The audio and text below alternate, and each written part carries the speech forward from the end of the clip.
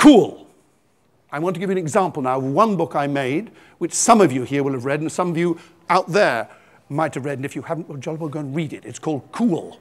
I will tell you, first of all, why I wrote it with a title like that, and it's this. I hate the word cool. I hate it because people like you use it all the time. Everything is cool. I have 7 grandchildren. At least 4 of them use it all the time. Everything is cool. So you come out of a pizza place, you say, how is your pizza? And they go, cool. And you ring them up 2 days later after they've just done a physics exam, which they were very, very worried about. And you say, how is your physics exam? And they go, cool. And so I say to them, don't use that word for a pizza and a physics exam. You can't do that. And they say, cool it, Grandpa. I don't like the word. I've always hated that word. And I wrote down once, I hate cool, I hate cool, I hate cool. I write things like that in little black books like this, little notes so that I don't forget it. I wrote down, I hate cool, I hate cool, I hate cool. I didn't think it was ever going to become a book. And then, really strangely, a sad, sad thing happened, which made me use this, and I'll tell you what it was. I had a relative, stepfather, who had what's called a stroke. It's very serious when you get old. He's a very old man.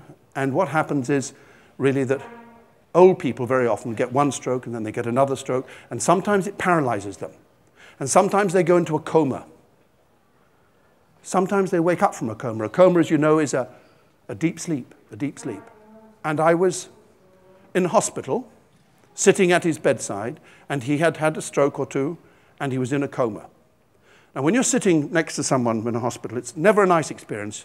Hands up those of you who have visited a friend or a relation in hospital. Now, you know it's not fun. It's not fun for them. It's not fun for you. Put your hands down. But when someone is lying there and you can't even speak to them, you just don't know what to do. So here's what I did. I took along a book. And I was sitting there reading a book. A doctor came along. And he says, oh, Mr. Morpurgo, he says, how is he today? And I said, fine, much the same as he was yesterday and the day before. He hasn't woken up. He hasn't woken up. And he said, look, it's something that really surprised me. He said, do you know what would be really good? Why don't you read that book aloud to him? Because I've been a doctor a very long time. And sometimes, just sometimes, people in a deep sleep, in a coma like this, wake up because they recognize something. A voice, a smell, something makes them wake up. Why don't you read up the book out aloud? So I read the book out aloud. Well, he didn't wake up. He died. But whilst I was sitting there, it didn't make me think, and it troubled me, because I was thinking to myself, maybe he can hear me now. Maybe he knows I'm here. Maybe he just can't say anything because everything is shut down. All he's got is his brain working, but nothing works. The hands, the eyes, nothing works.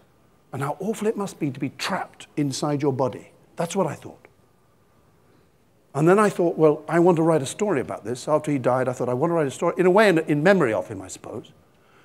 So I thought, I'll write a story about a little boy. And this little boy, he runs off into the road after his dog.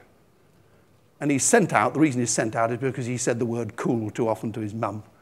And his mum sends him out to take the dog for a walk. The dog runs under a car, and the boy runs out after it. And next thing you know, he's in hospital. And the whole of the rest of the story is about how everyone, his family, his friends, try this and that to wake him up. And that's how I wrote Cool and why I wrote Cool. And it was a fascinating story to do because it's really sad, but it started with something really stupid, which is the title of it, Cool.